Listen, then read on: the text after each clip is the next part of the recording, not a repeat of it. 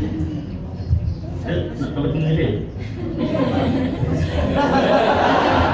Dia tak tahu pun. Assalamualaikum warahmatullahi wabarakatuh. Nampak tak? Saya Wanita.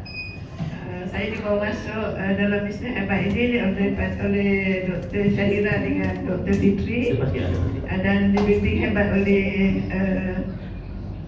Dr. Nadia.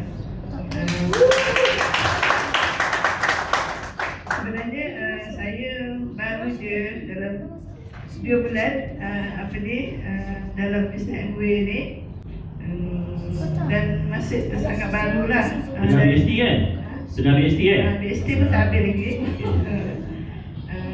Saya dapat untuk bulan lepas saya dapat jual 3 e-spring.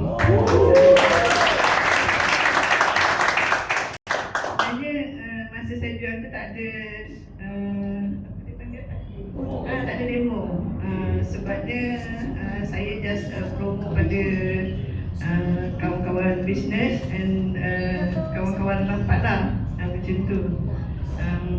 Saya tak adalah macam nak cerita sangat sebab saya tak tahu apa sangat pun pasal e-spring ni. Saya just bagi tahu dia ni satu barang yang premium dengan kualiti air yang lebih kurang sama dengan air Zam-Zam.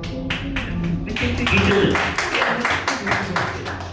Lepas tu saya cakap dengan diorang, kalau rasa nak beli boleh bagi tahu saya, nanti kita proses macam mana untuk nak beli lah. Tapi saya galakkan diorang untuk beli cash.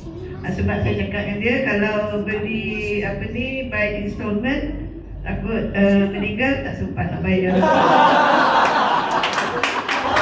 Terbaik lah.